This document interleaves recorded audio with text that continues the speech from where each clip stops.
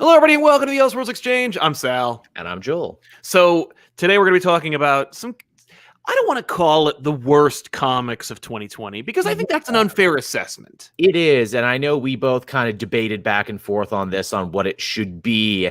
And the thing I said that I think changed the conversation is I don't read a lot of bad comics, and I know you don't too. That's one of the cool things about being our own bosses and not being beholden to any website or any paymaster or anything, where it's like we talk about what we want, and sometimes we get bored and just stop and just drop books. Exactly, and that's, I think, the most damning condemnation of a bad book or a book that didn't succeed is a book that was dropped. So the unofficial title, I think we're going to call this, is Dropped Books of 2020, but nobody knows what that means, so I'm calling it Comic Book Duds of 2020. Duds! Those things that just, you know, they gave a valiant effort, but they just couldn't quite stick the landing. Yeah.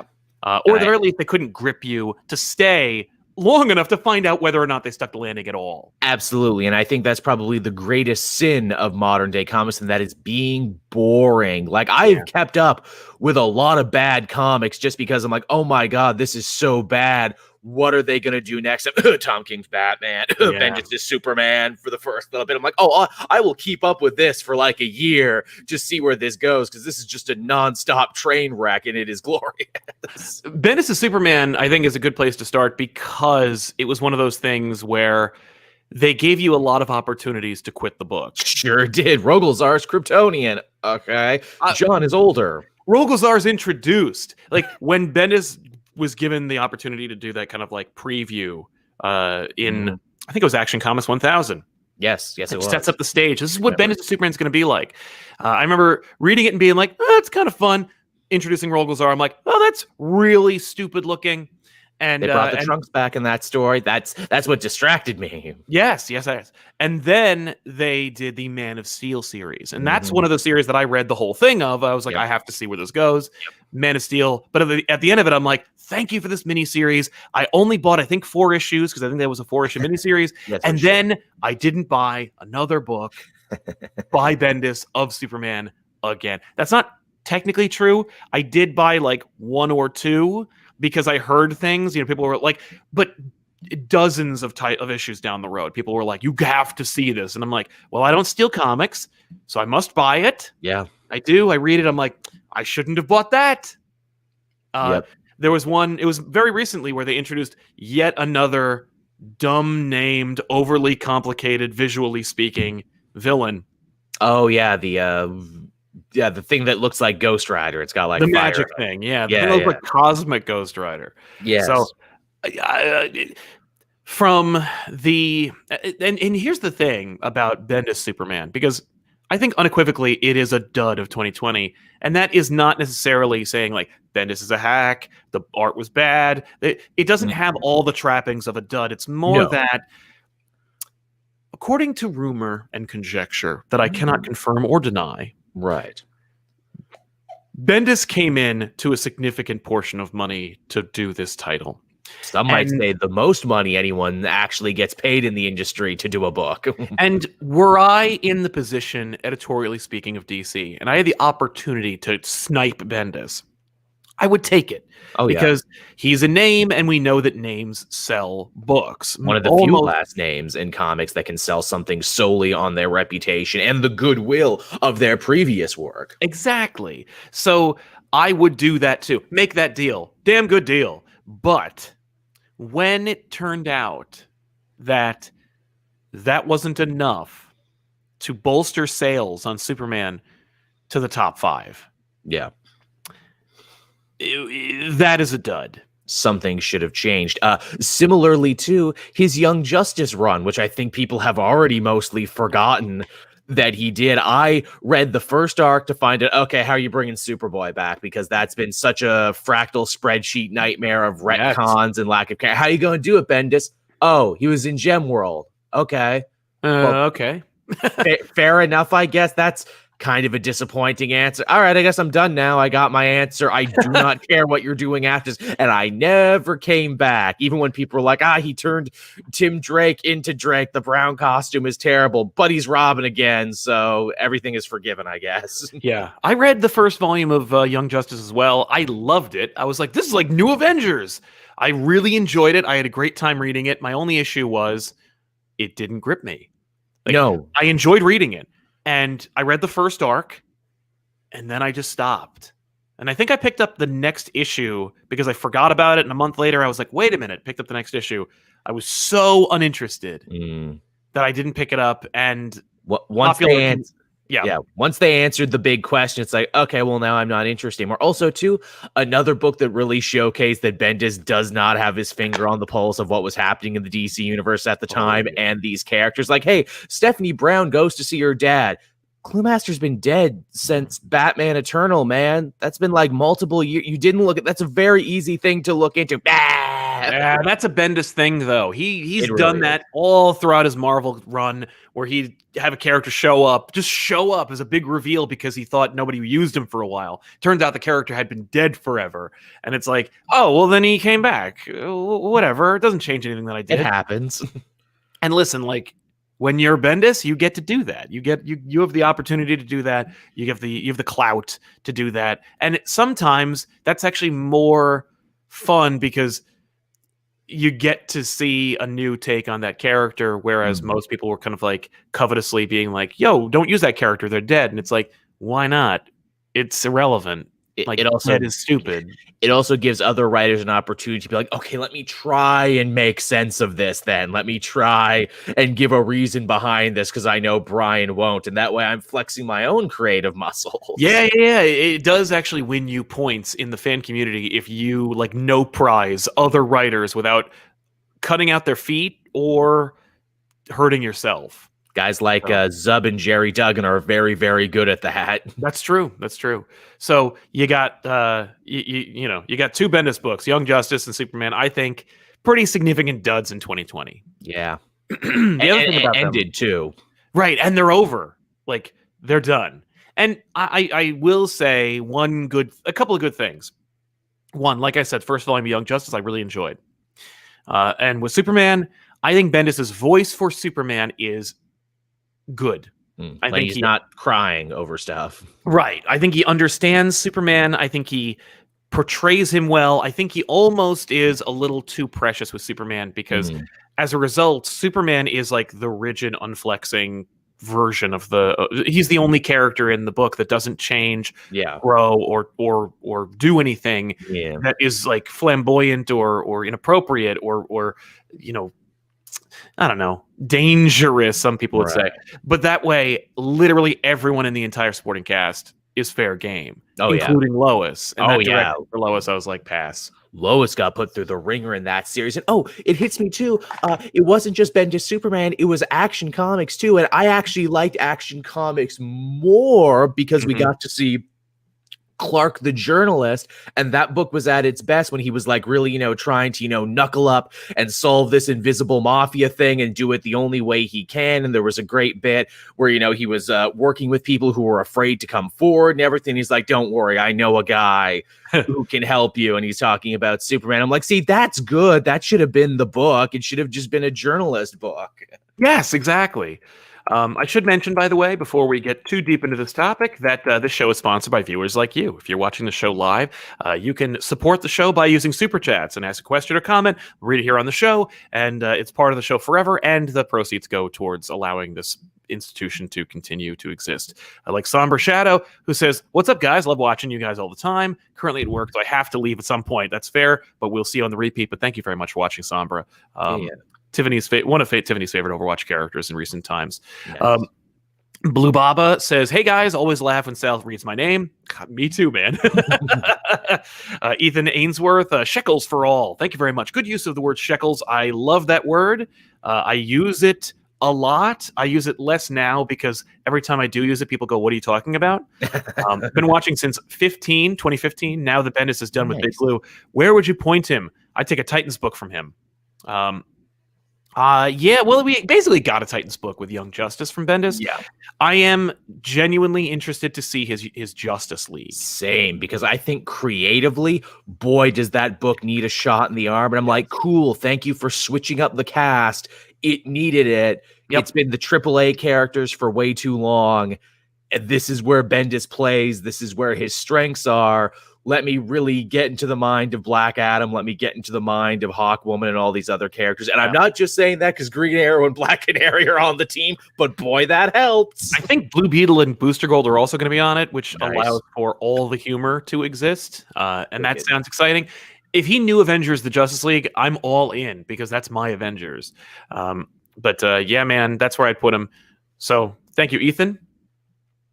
Cam Senses says, I've been a big Bendis apologist. I forgot that we could do this, so here's Cam Senses. I'm sorry, everybody else. I've been a big Bendis apologist and was excited for him to come to DC. The only books I liked from him right now is Cover and Batman Universe. Oh, yeah, I forgot. Yeah, Batman Universe was great. Naomi, I heard great things about that he did with David F. Walker. In fact, I'm going to have to pick that up and read that soon because that's getting a CW show. I will say, I read all of Nomi, loved it. I enjoyed the hell out of it. I was like, this is the best book he's doing at DC until I read Batman Universe, which was the one I championed the most. I like, tweets and Instagram posts and episodes of back issues. I've been trying to sell that book for years. It's not a 2020 book, so I can't say it's the best book of 2020, but it was the best of 2019. I'll tell you that. Yeah. But yeah, I was not a Bendis apologist by the time he got to DC. By the time he went to DC, I was like, all right, well, it's going to take a lot of work. But yeah. We mentioned Justice League. Yeah, that's a book that I dropped. As soon as Snyder was done, that book was basically just dead in the water and directionless. We're like, fill-in writers and more fill-in, and now death metal tie-ins, and now Endless Winter. We don't know. We have no direction. We have nobody. We're marking time until Bendis gets here, and I hope when he does get here, the book will actually have a direction and make me want to pick it up again. Exactly. Tevia, surprisingly enough, says Bendis aging of John Kent, putting him in the Legion is stupid. Can't argue with that. Swordfish has a super sticker, which I'll check out on the repeat. Thank you very much, Swordfish. I really appreciate your support. Luke Varillo, happy holidays. The New Mutants was certainly a dud for the Fox. Oh, yeah. Let's hope 2021's better for CBMs. In comics, Three Jokers was a dud for me. We'll talk about Three Jokers in a little bit because I want to address that. But yeah, New Mutants in terms of comic book movies, yeah, huge dud. Did you finally see it? No, I didn't. But I've never heard a defense of it in any way. It's the worst. It really might be the worst. Like, think of every way you could screw up, and they do it. And then they find new and interesting and uncomfortable ways to screw up, too. Oh, my God. I will say, in terms of duds, I don't want to hurl a lot of shade DC's way. I should give some credit to the rest of the comic book world.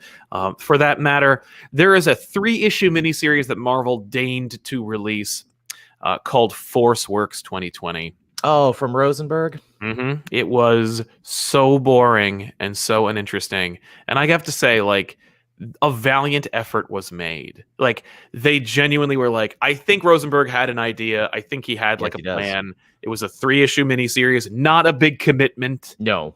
I read the first issue. I was like, don't care. Like, just nothing about it in any way grabbed me. And like, a lot of my detractors will say things like, you're cynical. You don't like everything. You don't like anything. And it's like, all it takes is one issue or one moment in an issue to get me. It's true. I would have put Spencer's Spider-Man book on this list, except for the fact that the entire Last Remains arc, I know, right, has been fun, excellent, interesting, and exactly what I was asking for. Yeah, it finally became what it was always meant to be. It only took 2 years. I should say, though, the first 50 issues were pretty meh. Yeah, it's funny, his Spider-Man book, I enjoyed the weird little side pieces more than I enjoyed the arc where it's like, hey, he's doing a podcast with Jameson. Oh, this is fun. And this is fun. You're like, oh, he's going on an adventure with Boomerang. I'm like, oh, this is like Superior Foes of Spider-Man. Yeah. It feels like a book at odds with itself where it's like, look, we can have fun side adventures with Spider-Man. Yeah. Or I could do arcs and I could do all this other stuff and everything. It's like those little one-shot issues were your reward for making it through an arc. Right. Those were fun. Although the GOG thing I felt was super self-indulgent. I was like, all right. like I'm not here for this. You know, like this feels like a Web of Spider-Man kind of thing. But I remember so much Spider-Man history. I want to show you all the continuity I remember. I remember it too, man, but I don't want it. But yeah, I threw Force Works on there because like no one's gonna be upset. You know what the heartbreaker about Force Works is? I interviewed Matthew Rosenberg on my channel right when that was coming out, and he was so passionate about Force Works, and he laid this out in front of me. To hear him tell it, sounded so good. Where he's like, "Yeah, you know, War Machine and John Walker, you know, these are these replacement Iron Man and Captain Americas, and you know, they feel so lost and directionless a lot of the time, and you know, I want them to, you know, have a sense of self and everything, and you know, to bring them together in this book." And I'm like, wow, that sounds really good. And then I don't think I picked it up either, because here's the thing, that was a tie into the much bigger Iron Man 2020 event, which I had read all of Dan Slott's Iron Man. I'm like, oh, this is kind of interesting and kind of Black Mirror. Oh, the virtual world. You know, Tony thinking, am I the real Tony? Am I not the real Tony? Was drawn out a little longer than it probably should have been. I read all of Iron Man 2020 except for the last issue. The last issue came around and I had a big week, and I'm like, yeah, I'm cool not knowing how that ends. Yeah, that's a clear sign that it didn't succeed. That I could drop it right at the end and not care how it ends. Yeah, Iron Man and Fantastic Four for me were two of those books where I'm like, like where it actually had the same problem as Force Works, and maybe it's not necessarily even the problem with Rosenberg or Slott. Maybe this is a Marvel problem, and the problem is there are too many goddamn books. Like maybe these books shouldn't have existed, except for like Fantastic Four should exist. It should always be published, but like it shouldn't be published by like a weary or bored author. But they all felt very bland.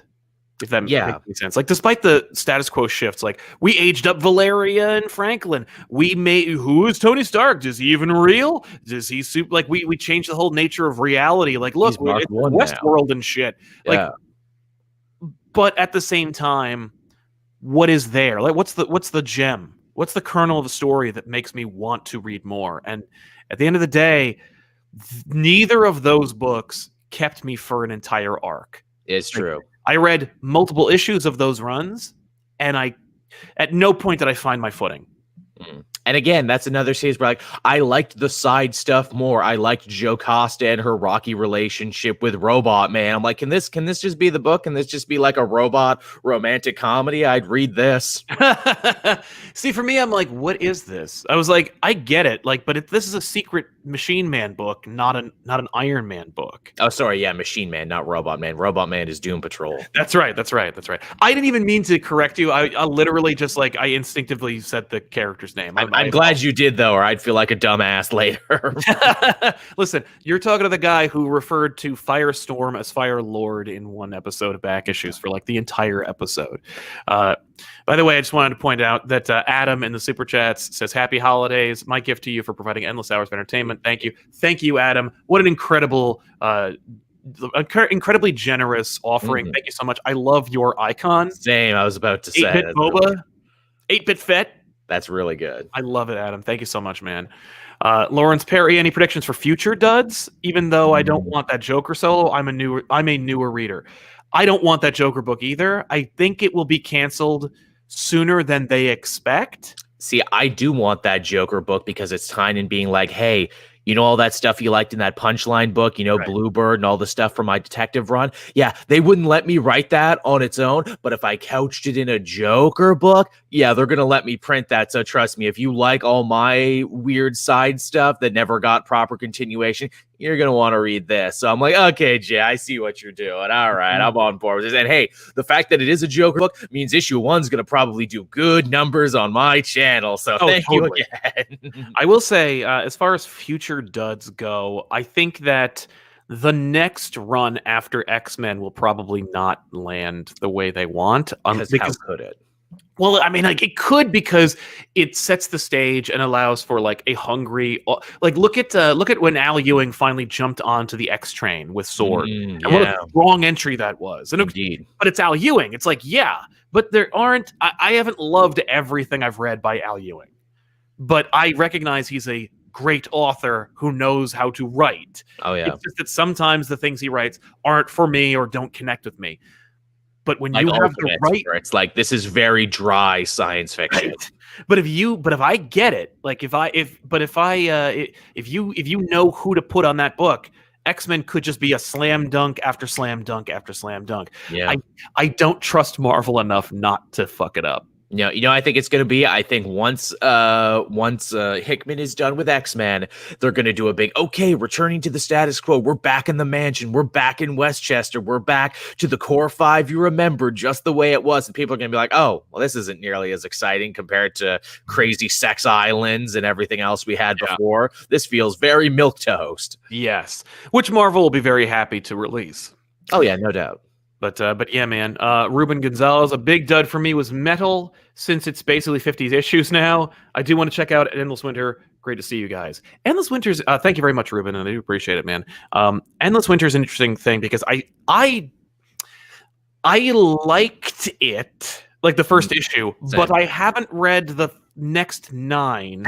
I would tapped out at 3 when it's like, okay, so the problem with this is that the heroes keep talking about they need to go places and save people, only to get there and realize they didn't need help at all. And also, we can't fight the Frost King because we can't find the Frost King. And I'm like, oh, okay, so this is just an excuse to have one-shots of what the heroes are doing in the holiday season. Okay, that's cute, but I'm not going to buy extra books, and I'm not going to buy books I was already not reading, like Aquaman or like that Teen Titans or like anything else. Okay, I'm done tapping out now. Yeah, I think it will be considered a dud because of its... because I think at any other time, Endless Winter might have been welcomed with open arms, but at this point it's too not much. It's not so much that it's an anti-death metal like I thought it might be. Because like the promotional art and stuff and the first issue, I was like, oh, okay, I see what you're doing. You're literally doing like everything's really big and stupid, but like if you just want to read about Justice League doing something fun, here you go. Here's the funny thing too about Endless Winter. I thought the same thing. Oh, okay, this is going to be an easy to pick up and read thing, unlike death metal that is steeped and mired in continuity. No, Endless Winter is also very much couched in continuity. They spend like a good 5-10 pages in that first issue letting you know Aquaman's married and has a kid. Superman, everyone knows his secret identity. What's Barry and his family doing right now? I'm like, okay, this is exactly what I didn't want. Right, exactly. But at the same time, you also want it to matter, right? You know, but it needed to be a very standalone, like on its own, kind of like evergreen, maybe like a Christmas or holiday Justice League book that isn't necessarily about the holidays. Yeah. Because DC has been making holiday and Christmas themed comics forever. Usually anthologies. I was looking, I have like so many of them. We were going to do a GBU, and we ultimately didn't do any of them. But yeah, man, I think Endless Winter will be considered to be a dud. I think the problem was, instead of it being an anti-death metal, it wound up just being kind of a bridge too far. People were just like, they were asking too much. And shockingly, too, they take a very simple concept. Hey, ancient monster comes out of the snow, brings a horrible blizzard. That's a very simple concept. And they are just stretching it for all it is worth. I'm like, no. This is like, you do this in like 3 issues. This is like a very I gotta set up the I gotta set up the Illuminati and like the Avengers 1 million BC type of thing. Okay, like that's weird too, where this is clearly a Trojan horse Black Adam story. Yeah. And I'm like, fucking just make it about Black Adam then. Why do you even need the Justice? Clearly he's the only one with skin in the game and the only one that actually knows what the fuck is going on. Why do I have to see the Flash go to Kahndaq and accomplish nothing, and then Superman hang out with Ma and Pa Kent, which was admittedly very nice and very cute and something we haven't gotten in a bit, when it has no bearing on anything else? Well, because you won't buy a Black Adam book, but you will buy a Justice League book. And maybe we'll use the event to justify Black Adam joining the Justice League. I don't know. That certainly seems to be where they're going. And also, maybe Hippolyta too, or is that just Wonder Woman dressed like her mom? Have they confirmed or denied what that's about? For the Infinite Frontier promo? I think that's Wonder Woman dressed as Hippolyta. Okay. Blue Baba says, do you guys see Power Pack got a new series this year? I feel like I'm one of the 5 Power Pack fans. I did not see that, but I heard rumblings that there was going to be a Power Pack book, but that might have actually just been people wanting it to exist. Did that get released? Because that came out as part of Outlawed, and a bunch of the Outlawed books ended up not coming out at all, like that supposedly very controversial New Warriors book that never saw the light of day, which is a real fucking shame, because apparently that book had the important information of why the New Warriors are helping the evil government. Yeah, but they went, forget it. There was a Power Pack book. It came out in November. Okay. And Did it was by... finish? I don't know. Let me Was see. it just like one issue and then it stopped? Or do I just have facial blindness for Power Pack? There's only one book. Okay. It was going to be an ongoing series, and it was just one book. Okay, that sounds about right. Hari Krishnan Gopakumar says, remember that J.J. Abrams Spider-Man book? Yes.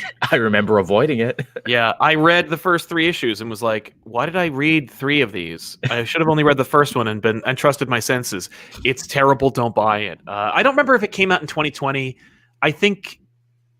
well, at the very least, the majority of issues came out in 2020. Yeah, it had massive delays in between. Yeah, huge. That is like the definition of a dud. It is a book where they were like, we got freaking J.J. Abrams' son to do this book, and we got Olivier Coipel. We bogarted him from a book people would want to read onto a book that no one will read. Sarah Pacelli too, right? Oh, that's right. Was it?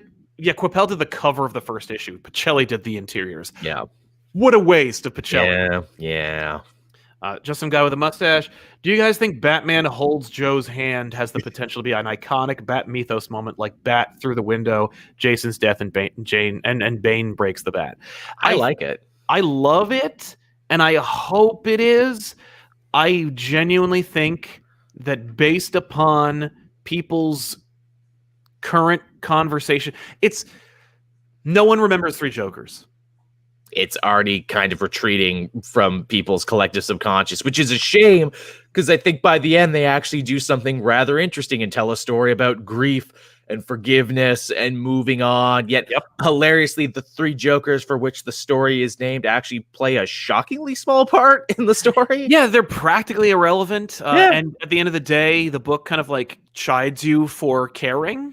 A little bit, but then again, I guess if they called it Batman Makes Up with Joe Chill, the series, people wouldn't be as interested. Ironically, anytime anybody is like, give me a Batman book I've never read before, someone's like, here's Batman Death of the Maidens. Here's a Batman book with a crazy-ass title that was Batman Forgiveness. That actually might have more staying power than Batman 3 Jokers, because no one seems to care anymore.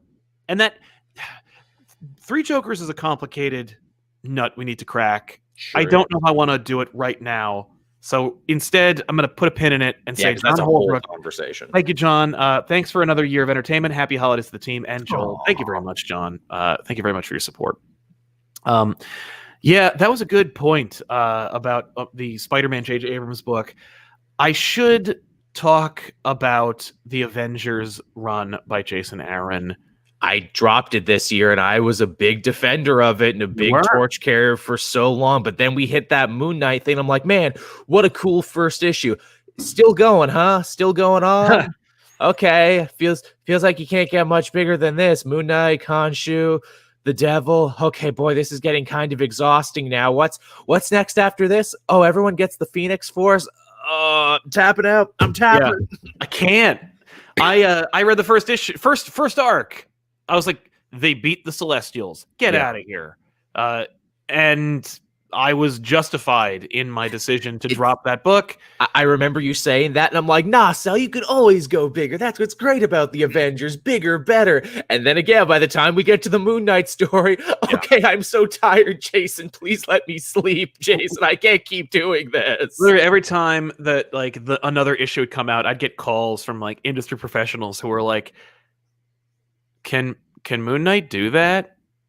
And I'm like, no. Apparently he can.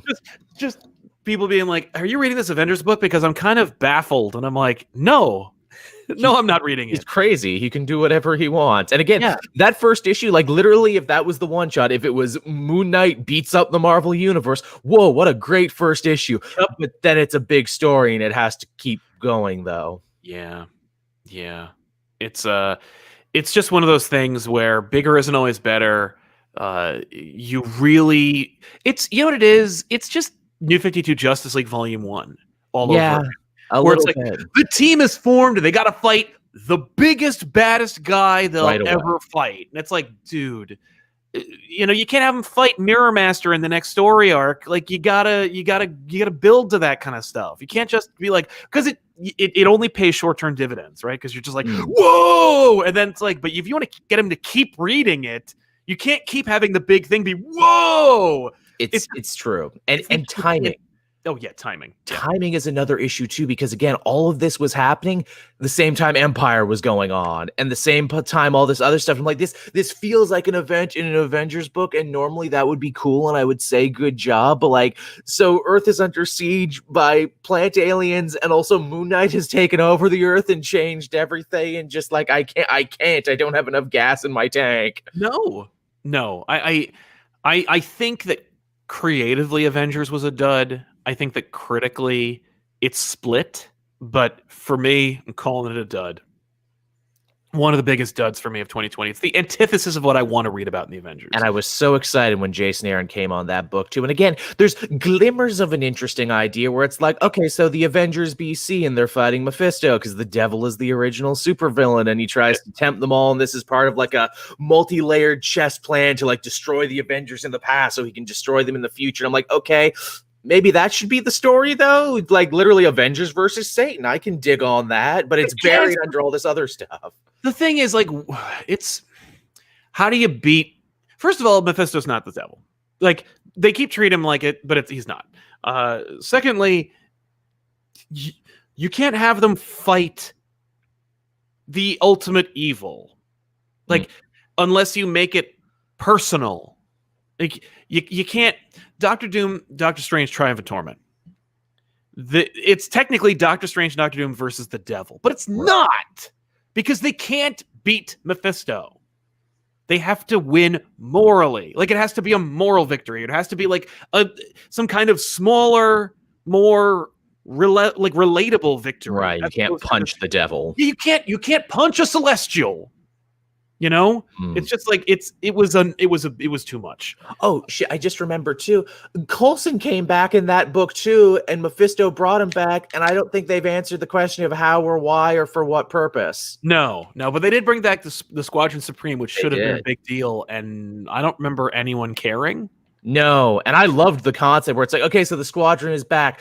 But maybe they're clones, maybe they're life model decoys, and we also turned up their patriotism like 100 because, again, that was Jason Aaron doing his socio-political commentary at the time, which I'm like, ooh, I'm always down for some of this. And then that got buried under everything else, and I'm like, okay, I feel like this should have been the story. I feel like the devil thing should have been the story, and I feel like we're doing everything but.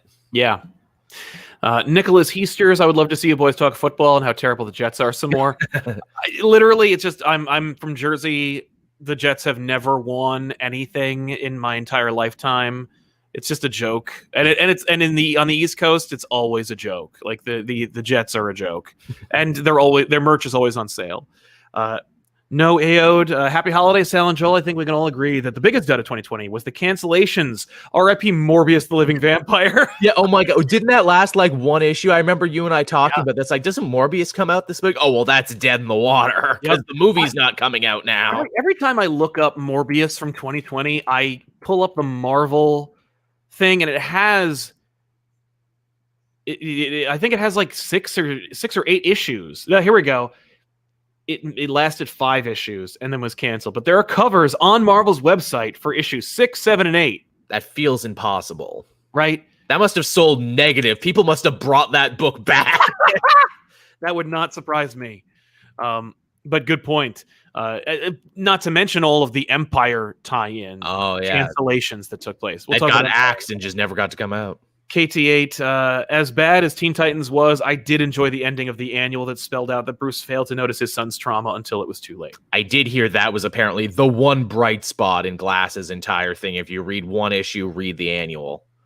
Carlos Sarabia says Legion was definitely a dud. I was excited about who would make a good creative team for them. Happy holidays, you guys. Thanks, Carlos. You too, man. I didn't read Legion. You? Neither did I, because I have no interest in the Legion of Super. I've joked before that is like too nerdy for me. Like that's a step too far. Like no, superheroes in the future, and it's all Star Trek. No. I cannot. But I know the Legion has a huge fan base and a massive following. And hey, more power to you. I know what it's like to root for an underdog, guys. I really, really do. And I hope one day you get a creative team that you deserve that makes you all very happy. Agreed. Yeah. No, I'm in the same boat as the Legion of Superheroes. Who could make it better? Just give it to Johns. He's the only one who wants to write about him anyway. And he did for the longest time. And like that was the thing. He was keeping Shazam, he was keeping Legion and JSA for himself. And then he got deposed from power and they handed it out to everybody. Yeah. Therio, God of Rage, Jason Aaron's Avengers is the biggest, most retconiest piece of living dud for me all year. I'm right there with you, my friend. Does he do that much retcon? I mean, I know he had to retcon mistakes he made with She-Hulk and Ghost Rider and everything. Yeah. It's like, did I say that? I meant, no, I meant this. When you have to retcon yourself, that's when you're screwing up. Wes Morris, ASM before Russ Reigns felt like a waste of time, and Bendis Superman never won me over. Stay safe and have a wonderful holiday season, you guys, and as the population as well. Thank you, Wes, and thank you so much for your opinion and for your support. It's awesome.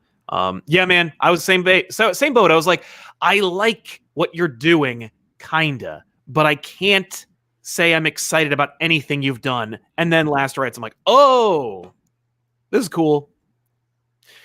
Timothy Lamb, thank you very much. Hey.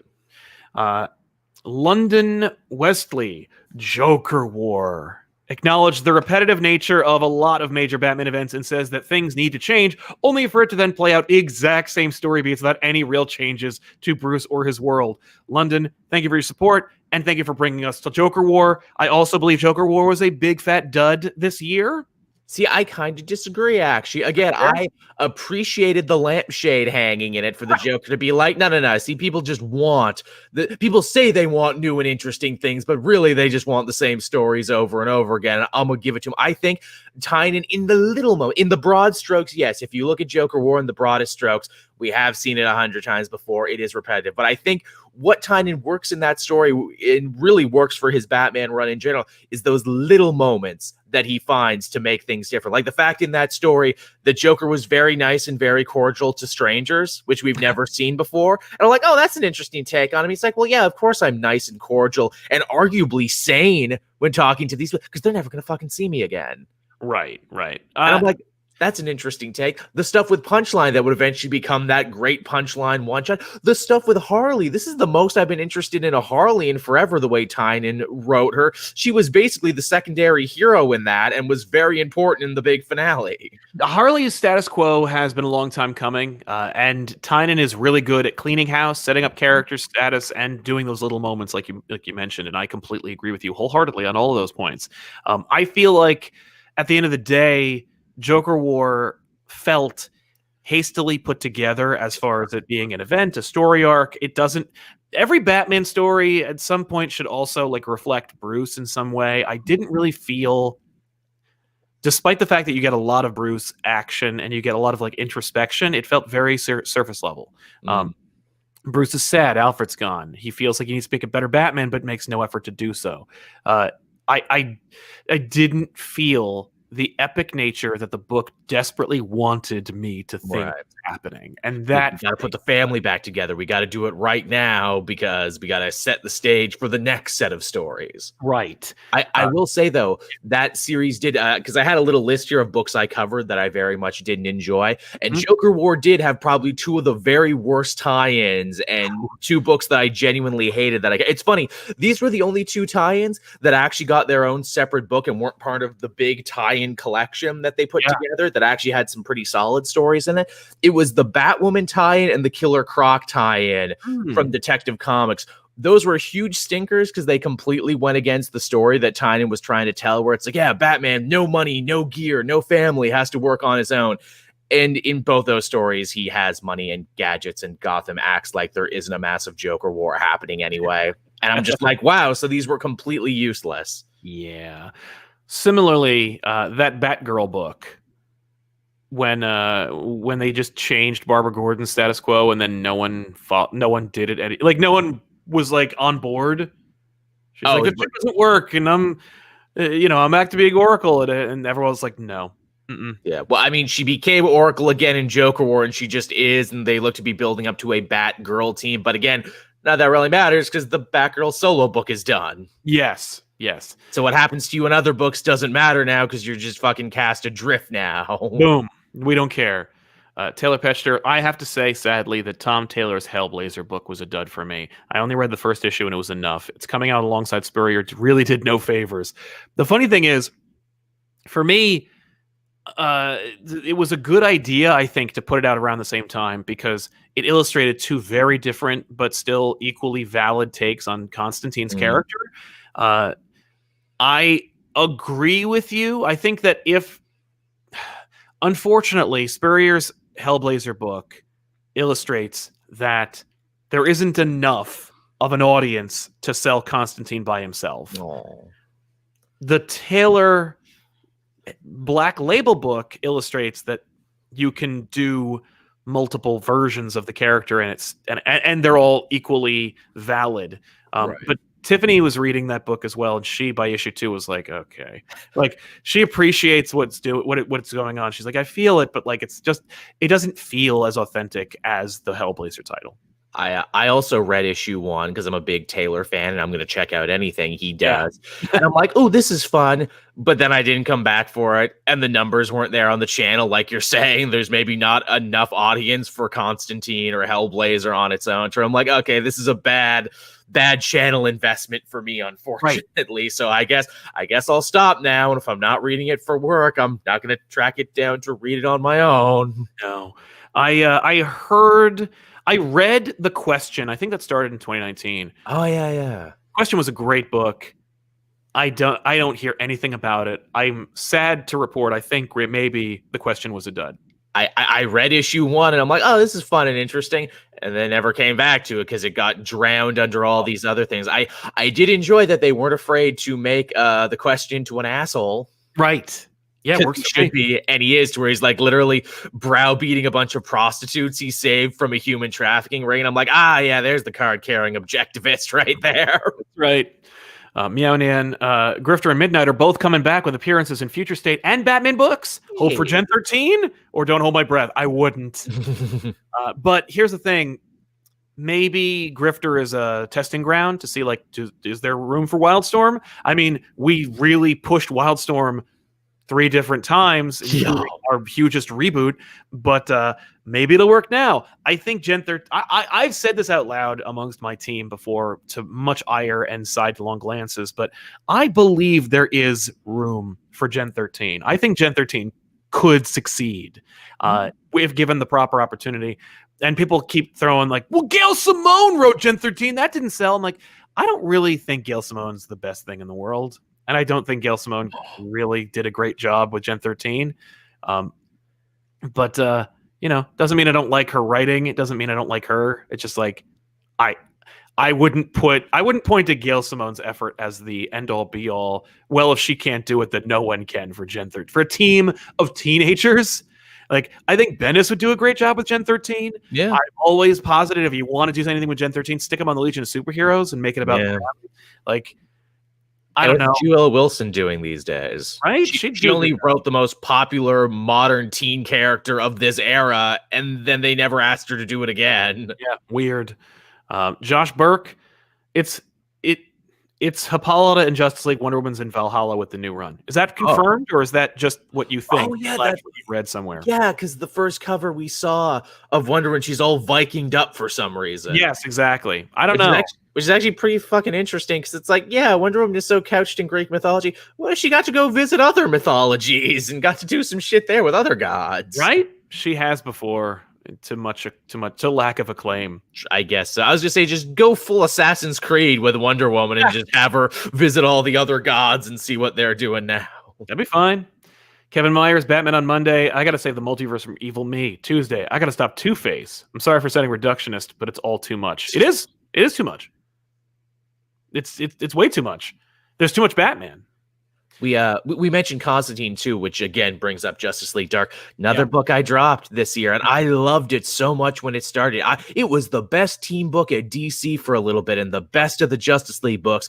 And then Tynan left to do Batman, and he gave it to Ram V with a lot of stuff unfinished, and whatever ending he was going for and whatever, ultimate summation for these characters' journeys just wasn't there anymore because he handed it off to another guy who this wasn't his bag. And no offense to Ram V, he tried very, very hard, but I just did not care about the end of the story when Tynion was gone with it. And I tried. I stuck in there through that Animal Man arc. I stuck in there through the new Swamp Thing, which ironically Ram V will be writing the new Swamp Thing book, which I'm very excited for, and I'm very much going to check that out. But I just did not care how Justice League Dark was going to end. Like, literally, when Tynion left, the book should have rebooted. It should have been a completely new thing. But no, we got to finish the Upside Down, man, and the other. We can't leave these things hanging. No, because some other, lesser person will take it over or not do anything with it. John Carlos, I'm so sick of monsters and gods showing up and threatening the universe. Can we go back to personal stories about people? Happy holiday. Agreed. You too, John. Yeah, man, I think everyone's had their fill of gods, monsters, and everything in between, destroying everything in the universe. Yeah, Lovecraftian who's-a-fudges. Yeah, I certainly am sick of it, I'll tell you that. What happened to the mad scientist with the death right? Can we go back to that for a bit? Yeah.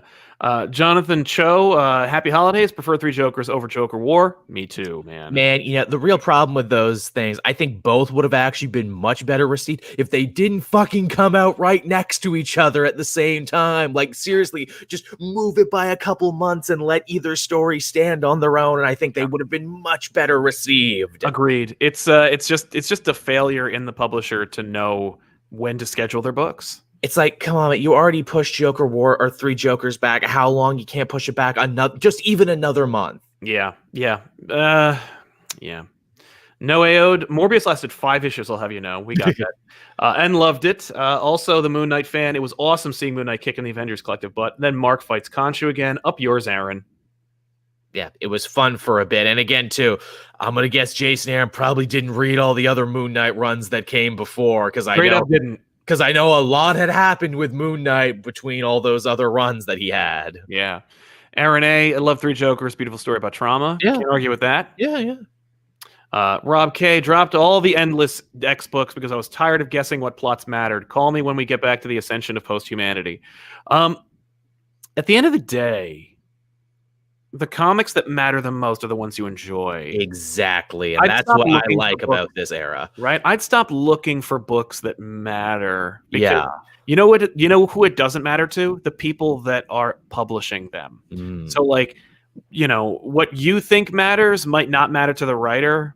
Exactly. Or what matters to the writer might not matter to the editor. To Hickman even, So I would just look for the books that make you happy as opposed to the books that matter.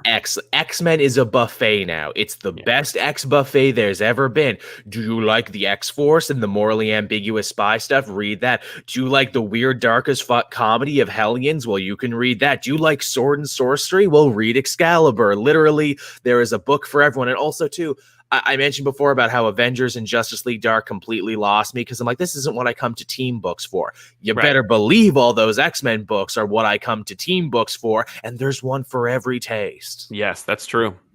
Art and Chitwood, Empire was the Marvel event trying the most to get my attention. For some reason, it's unfortunate that it totally failed to do so. I will say Empire's a dud. No question. Really? But the reason why it may have made you think it was jockeying for your attention is because it was the only massive event besides death metal that was happening during the pandemic. I think Empire did not. I don't think Empire was nearly as successful as things like No Surrender. No, it wasn't. But it was fun. It had its moments. I like what it did with Hulkling and Wiccan, and it did set the stage for stuff to come later. I mean, they referenced it in King in Black. Yeah, here's all these leftover ships. Yep. There from this event. Let's blow them up and everything. And Sword comes out of it as well. Exactly. It sets up Sword. You cannot deny that it set up some fairly interesting stuff. Yeah. Ultimately, though, I think that for the most part, I think a lot of people were like, does this matter? Is this important? I don't know or care about anything that's happening. I heard a lot of And ultimately, by the time I got to issue 4, I was like, it's time to stop. I read the whole thing, but and you did a video on it. If we weren't doing very well, if there were more books or better books that would do better on the channel, we'd have dropped it. I thought it felt quaint in a weird way. I'm like, oh, this feels like an old-timey Marvel Cosmic event. I remember the Kotati. I remember the Kree Skrull War. Yeah, it's very okay. Yes. Brian Rollins, I have no idea what the hell's happening in Grant Morrison's Green Lantern. You and everybody else, man. Is the Green Lantern book a dud? I have not been reading it because Green Lantern has been impenetrable for me for the longest time, and putting Grant Morrison on it did not help it make any more accessible to someone like me. Nope. I picked up the first issue. I read it cover to cover. I was like, okay. And that's it. And then I bought the first 2 trades. I was like, okay, one of these days I'm going to read it all. I better read it all at once. And I've never cracked them. I did like the one panel, though, that made the rounds where it's basically Morrison just massively shit-talking everything else that's happening at DC. That's pretty good. I don't think that can be a dud at all. I think that's pretty baller. Yeah, that's like best moments of 2020 in comic, in a book that no one's reading. Therio, God of Rage, you guys are my favorite comic show. Thank you, Therio.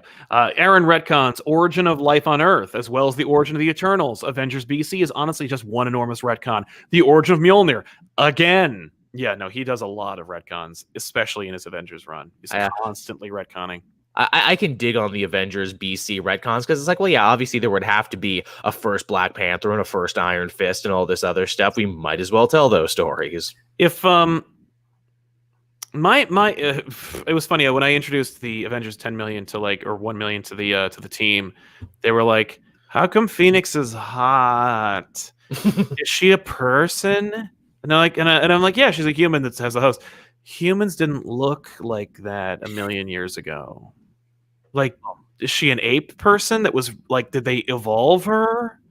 Well, obviously, if you get cool, Phoenix powers, you get hot powers, too. Yeah, they make you attractive to people a million years in the future. I mean, clearly the Phoenix has excellent taste in hosts and everything, and you can't be the host of the Phoenix if you're not a little sexy. Right? Bizarre.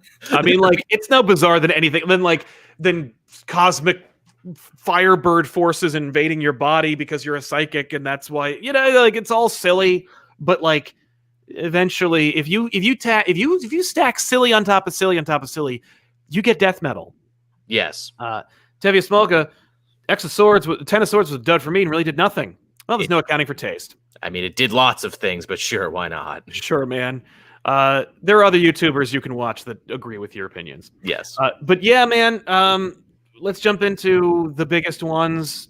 Right. I think ultimately for me, death metal became a dud. Yeah, again, I was on board with death metal for so long, and I still kind of am. I know you are the only person I know who's still like, no, guys, we're having fun. I'm like, you're the only one having fun at this point, man. Okay, I will admit, is it a monument to excess? Yes, it is. And here's the thing. If it was just the main series, it would be much more palatable. But it's, hey, here's, what is it, 6, 7 issues? How many issues? 7 issues. Okay, here's 7 issues and a billion tie-ins. Yep. But no, you have to read the tie-ins or you will be lost in your place in the main series because they take place right after another. Even these anthology books, yes, even the anthology books. Well, you're just going to do one anthology. No, we're going to do 10 fucking anthology books because there is just so much story in this, and I'm like, no, but we were having fun though. It's a joke, death metal, ha ha ha, so silly. No. We're commenting on an event. Well, it's happening, and it only cost $400 to buy the whole thing. And I'm like, okay, see, these things seem to be at odds with each other. And look, we all know it's just going to go back at the end, right? And that's part of the joke. No, Omniverse and everything else. And actually, it's it's a joke, but you need to take this stuff seriously, though. I'm like, oh, well, these things don't go together. Yeah, and your Watcher ripoff character looks stupid, but I'm supposed to take him very seriously. Death Metal's a mukbang video. Yeah.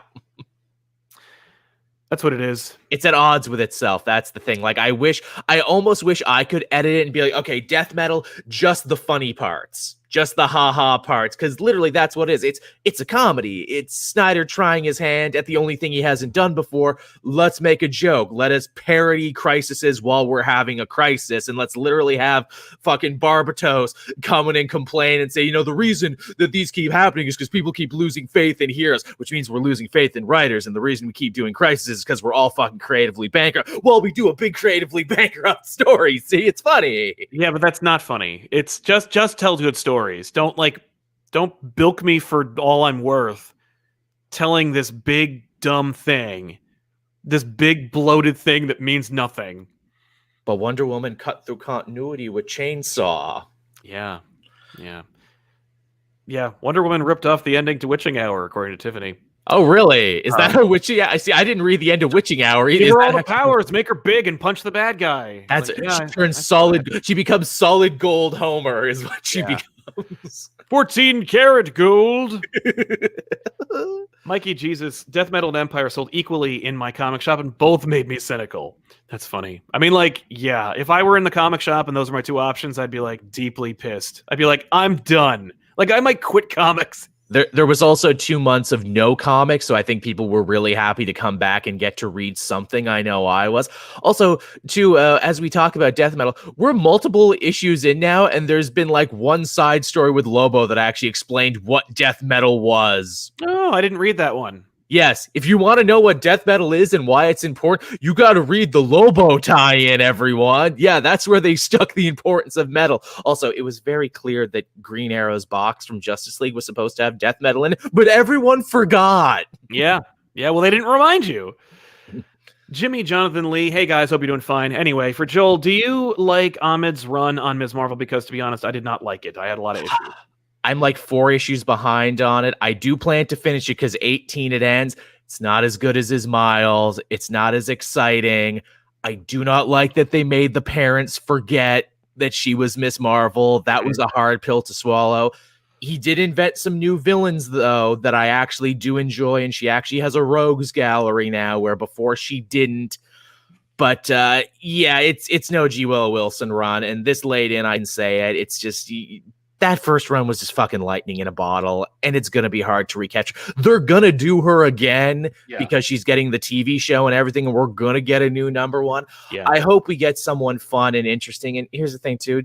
Willow Wilson isn't really doing anything right now as far as... I think she has, like, novels and other stuff. Just fucking get her back on the book. Pay her whatever she wants. Bring her back. You're going to be adapting her work anyway for the show, so wouldn't this be a big thing like, hey, we're going back. We got the original. It's the big return. And everyone will be super stoked on it, and I'll be stoked on it. Radical Radish, Death Metal was the book that made me realize I just can't read event comics. Every time I try, I get completely lost in the shuffle, and I want my simple monthly issues back, but I can never escape them. Yeah, man. Thank you very much for your support, Radical Radish. That's the real problem with event comics, is that they make money on the front end, but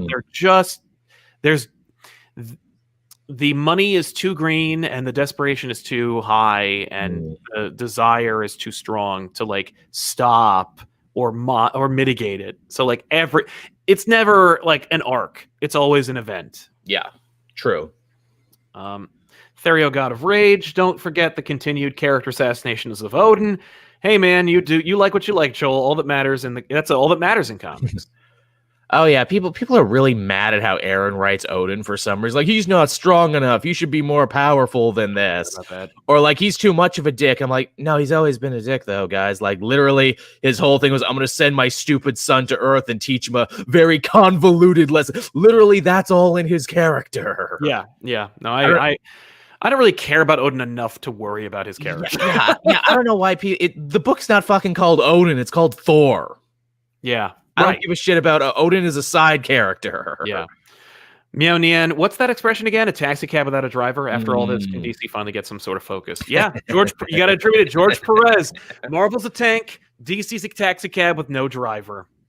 It really felt like that this year. Yeah. Can DC have some sort of focus? They can. Will they? Probably not. Guess we'll find out in January. Swordfish 97, Tales from the Dark Multiverse are all duds, except for the Death of Superman 1. Yeah, that's fair.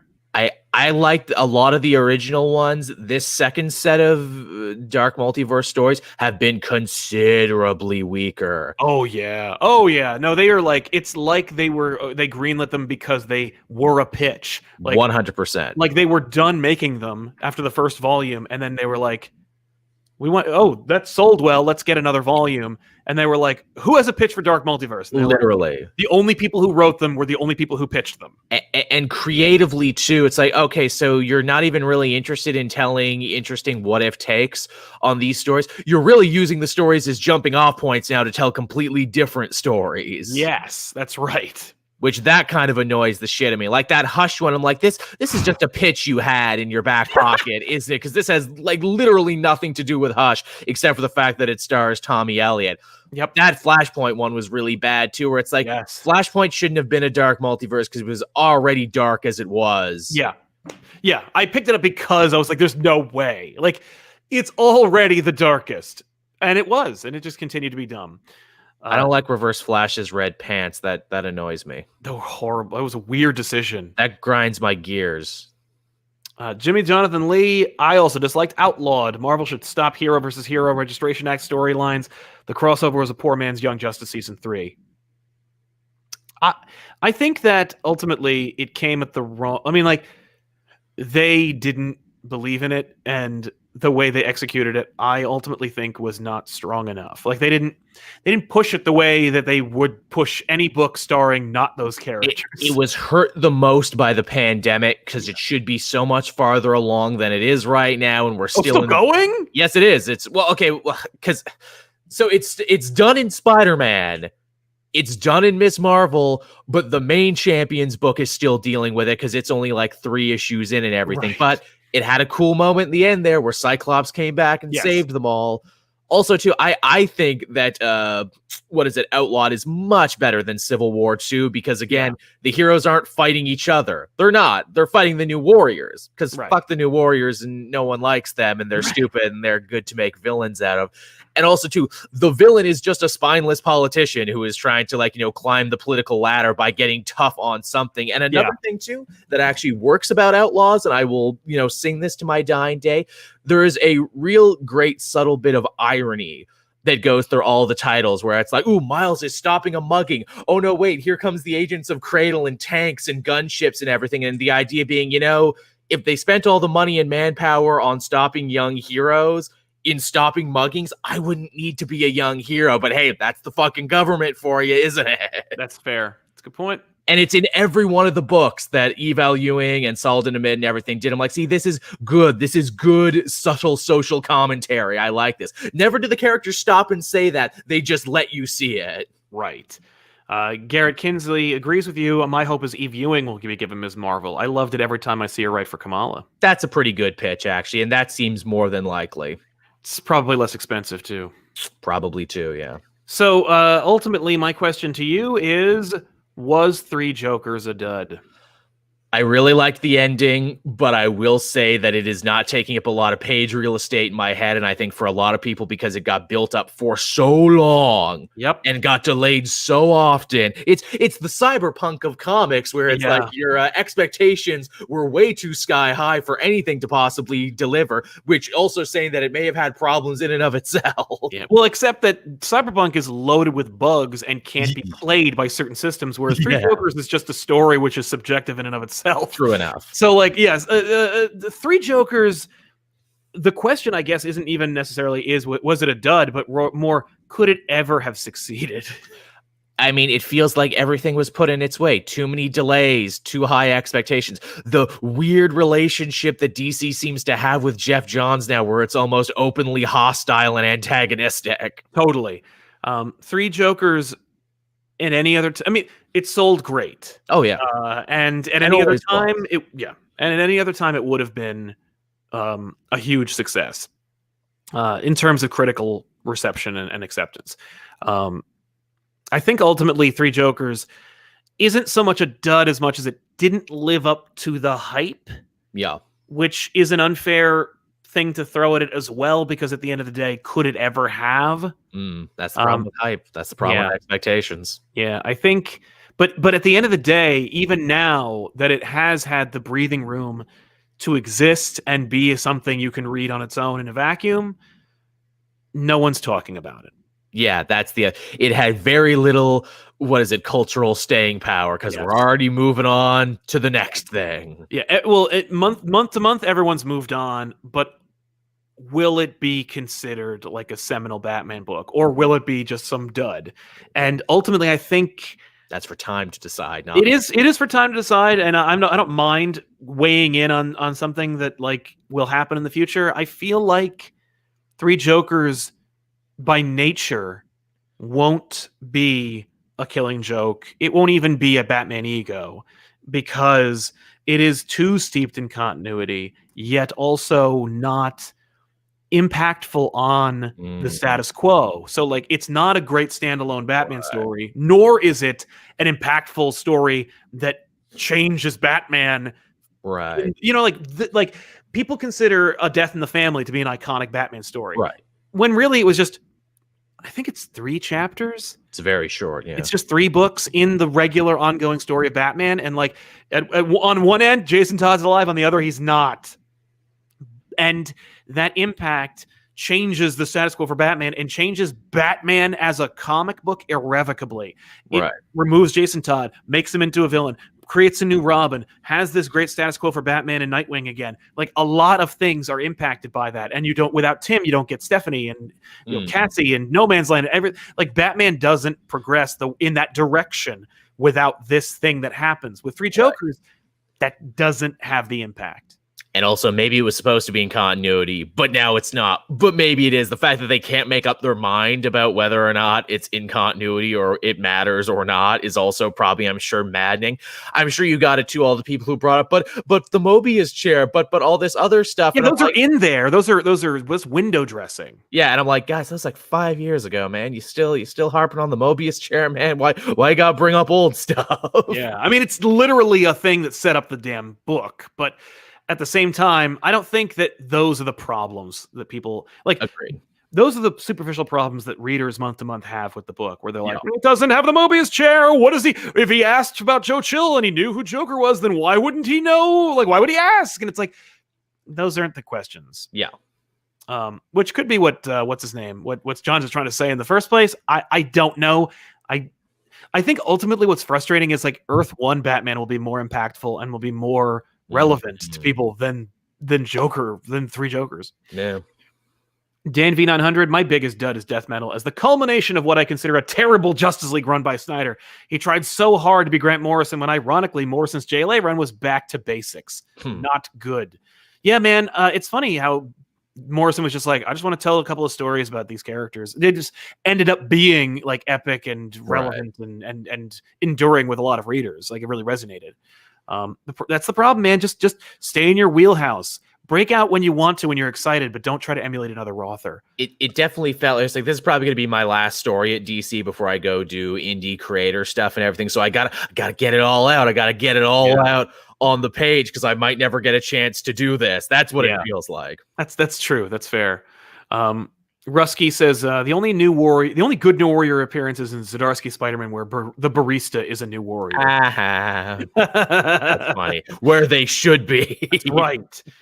Brandon Santiago, are there any non-superhero books you guys have been enjoying? Still like the heroes, but the indies have mainly been keeping me into comics this year. I'll give you the Tiffany recommendations, which are We Only Find Them When They're Dead, Something's Killing the Children, Once and Future. You should read the Hellblazer book only because it's done and it isn't a superhero book. Money Shot, I quite enjoyed. Also, Conan, technically in the Marvel wheelhouse, but not really superhero, even though he is on Savage Avengers. And hey, let's throw some Kyle Higgins Ultraman in there too, which is getting a sequel series, so it actually did pretty good. So don't be shocked if you get more Tokusatsu at Marvel, and eventually they're going to cross those worlds over, because they always get crossed over. Yeah, that's fair. Therio, God of Rage, thank you very much for your support, man. I'm going to make this the last point about Odin, because I'm not going to use Super Chats as an argument with Joel. You can just contact him on Twitter, @CapeJoel. No, please keep giving us money. I hard disagree with Joel about Odin. His power level's fine, but he, before Aaron, clearly was proud of Thor and taught him humility because he wanted Thor to be better than himself and rule Asgard after he's gone. All right. Yeah, I mean, like, listen, Fair enough. Odin is a god, like, that no one cares about, like, in terms of humans worshiping them. So he can be anything and do anything. Like, he can change his mind. I remember reading, what was it? Also, he was exiled for a bit too, and everything. And his wife was running, and he clearly felt inadequate, which made him act like a dick and everything. And he started working with his brother, called the Serpent again. I think it made sense. I remember reading, I don't remember what it was. One of them, one with the snakes, Fear Itself. Yeah. And I remember being like, is Odin out of character? Like, what's happening? Like, Odin has never been in character for me. Like, Odin has constantly been at the whim of whoever's writing him at the time. Yeah. Dan V900, I gave up so early on Aaron's Avengers run where it would probably be there. Bendis was screwing up Superman comics and John. The only DC works by Bendis I like is Batman Universe. It's great. Agreed. Batman Universe is great. Thank you for your review session. Gabriel Reyes Jr., while I like death metal, some of the best moments are from its tie-ins. I can't argue with that. It's where all the fan service is, where it's like, hey, look, Flash, Wally got to be Flash again, everyone, and the Titans all got to be together again, and here's Green Arrow and Black Canary getting to be together again. Like, those tie-ins are sold solely on the fan service, which again, I'm like, this is cool, but none of this is going to matter because no one's probably going to remember this because you're just going to crisis the fucking universe anyway. Damn right. Sean Deef, I'm sorry I missed you. So, had the Three Jokers stayed alive, it could have had more staying impact. Would you have wanted Three Jokers to stay alive and continue to be running around the DC universe, and every time you read a Joker story to have to ask, okay, which one's this? Yeah, not me. That feels tedious. Mikey Jesus, during pandemic, when people want more content than ever, the big two just farted and didn't lean in, and DC fell apart, generally disappointed. Yeah. They did have good digital comics. I think that's something people are forgetting from this era. DC discovered, oh shit, digital is a good market for this. And they put out the best Superman comic digitally, Man of Tomorrow. That's where that was, everyone. There was a good Superman book this year. You just could have missed it. That's right. And the fact that those digital books did so good, they gave you Super Sons back digitally. Yes. And of course, you also had you had a lot of good books. You had you had two different deceased books, one of which was a digital exclusive series. Yes, exactly. But man, Batman the Animated Series book 2, which was also digital. Yes, I hate that book too. I dropped it too because again, it was also going really slow and not going where I wanted with it. Yeah, and it's only $1. It's like, that's a dud. Another honorable mention as far as dud's concerned. I'm sorry to have to say this, but Batman the Maxx was not very good. No, it wasn't. That's hard to believe. I know you were excited for that. I was excited in as much as I'm like, oh no, really? You're morbidly curious. Yeah, it's like when your friend that you know can't do a flip is threatening to do a flip, and you're like, do it, jump. Yeah, it's not good. It's not good. Like, it's not even half good. What you doing, Stewie? But how about that cover though? Which one? The first one. Oh, it's it just gets away from itself, I guess. And there was a huge delay between like the last two issues. I don't know why, but it's just, I'm glad it exists. I think it's really fun that they made one. I hope it gets people on the bandwagon. Like, I hope it gets people aware of the Maxx. Right. I don't know if there's any good Maxx stories that can be told today, but you can always read the artifact. The collected stuff is from IDW now. You can get that. Therio God of Rage is back, saying, fair enough, Sal. No argument here, just conversation. What I love about comics is everyone has different opinions and feelings. Much love. That's right, man. Big agree. I completely agree with that. And but yeah, the art for Batman the Maxx is good, right? No. I read every issue. I might even do it on back issues. We'll see. Nice. I don't know. The funny thing is, I'm wrong. Like, I prefer Keith from like 94. Like, I like original Keith. And when Keith was like, oh my God, I'm Sam fucking Keith. Here we go. It starts like going crazy with his art. I remember when we did the Maxx on back issues and Ethan's like, I like this. And I'm like, what? No. That's a great episode, by the way. Your episode of the Maxx. I freaking love that one. That one took me right back in time because I remember watching that show and trying to parse it. And that was like Twin Peaks for me as a young person. Like, what does it mean, though? I know it means something. Yeah. The Maxx is Twin Peaks for 12-year-olds. Yeah. Let me tell you something, by the way. If you ever like the Maxx, all right, you've said the Maxx so many times, I got to check it out. Watch the show. The show is a perfect distillation of the comic. Just watch the show. It's available. Let's put it that way. It's available. You could find it.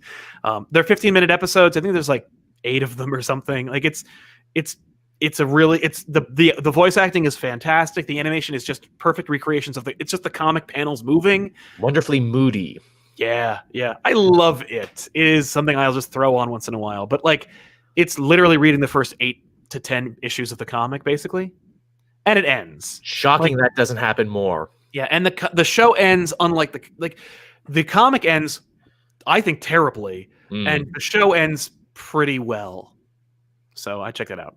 But there you go, everybody. I want to thank you so much for hanging out with us. Of course, like, these are all opinions. We hope we didn't color your opinion in any way that makes you not want to buy comics. We want you to pick them up. If you are interested in checking that out, we do have a Best Comics of 2020 episode that came out, I think, 2 or 3 weeks ago. You should check that out as well.